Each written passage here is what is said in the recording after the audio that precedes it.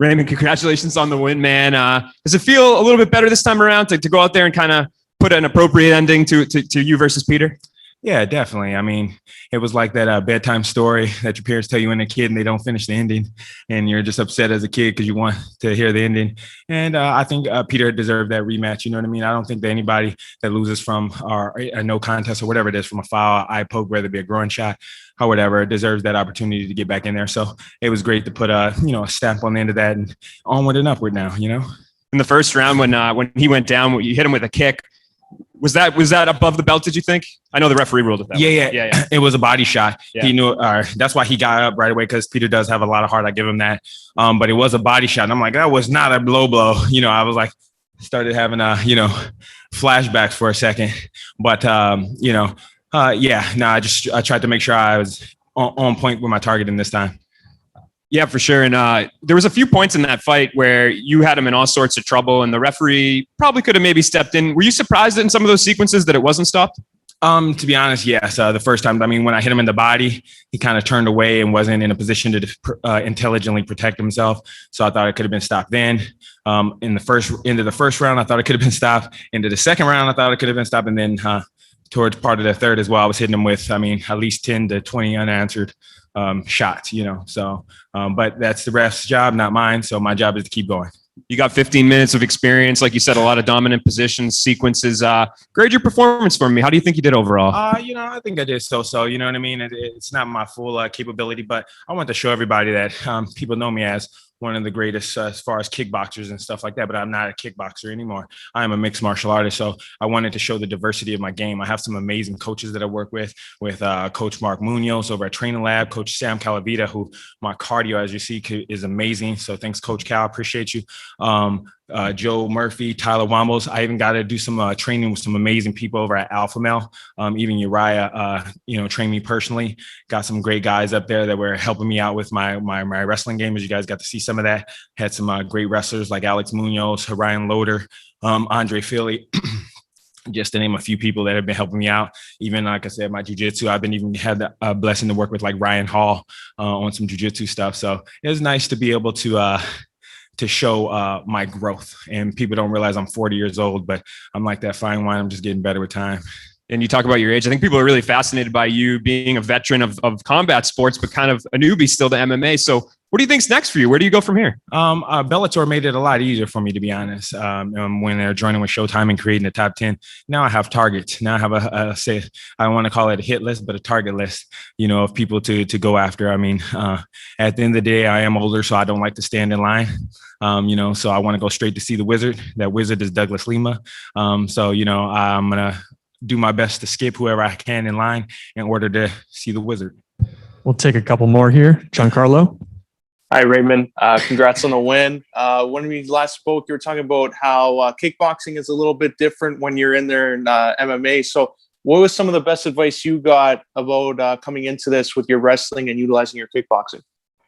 Some of the best advice that I got was by being able to mix the wrestling in, it would open up my striking, which it did.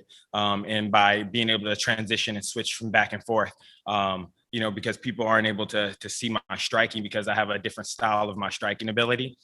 So it opens up my wrestling game a lot more. So I had an amazing time, learning and growing. I'm kind of learning and growing on the job with it all, but I'm having an amazing time. And I know what it takes to be a champion, a world-class athlete. So I take that same mindset into my wrestling, into my jiu-jitsu training sessions. Donna? Raymond, I was seeing a lot of memes during that fight. A lot of people with that Nate Diaz, oh, so you're a wrestler now. You must be delighted to have been able to show that side of your game tonight. Oh, yeah. No,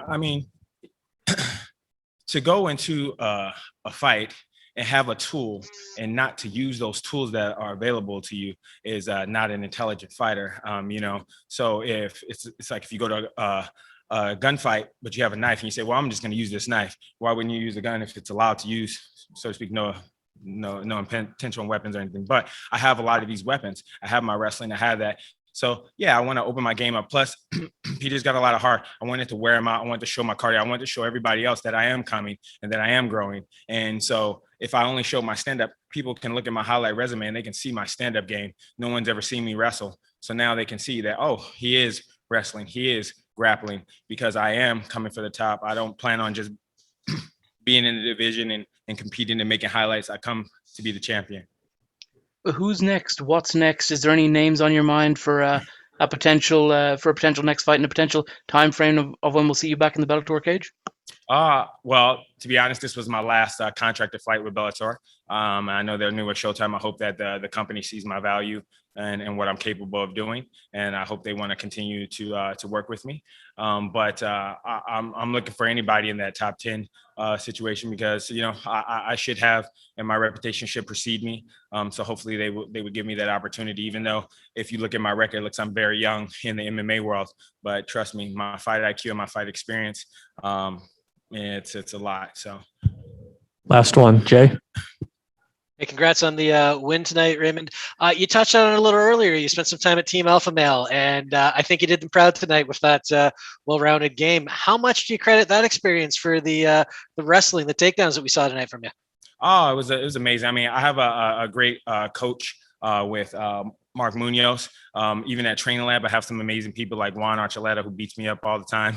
But I was able to go up to Alpha Male, and Uriah was, he kind of took me under his wing a little bit, showed me some stuff.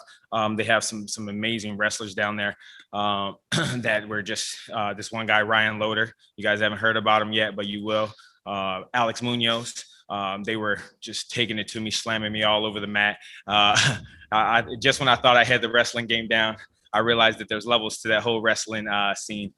So I'm very grateful for the guys up at Alpha Male. Andre Philly actually took me under his wing as well, helped me out with a bunch of different things. So that experience of being able to go with some seasoned vets that were out that way was a great blessing. And I appreciate them welcoming me with open arms. And then my wife, she also beats me up all the time. Baby, I love you. And last one for me on that note, Colby has a fight coming up later this month. So do you reset now and go into training partner mode for her? Yeah, definitely. I was very fortunate and blessed to come out of this fight. As of right now, when the adrenaline goes away, I'll see how I'm hurt or not. But yeah, now I go into coaching mode. I'm 40. I'll actually be 41 at the end of this month. And Colby actually fights on my birthday. It's the 29th in Singapore, but it's the 28th out here. So there's no greater birthday present for your significant other, for your wife to go out and live her dream. And for me to be on the sideline, cheering and motivating and pushing her through it was different to not have her here for this particular fight, because she's obviously still in training camp herself. So she couldn't be with me this weekend. And I missed her, helping me out with everything. Cleaning up after me. My room is a mess right now, baby. Sorry. All right. Thanks for the time, Raymond. All right. Thank you, guys. Appreciate your time.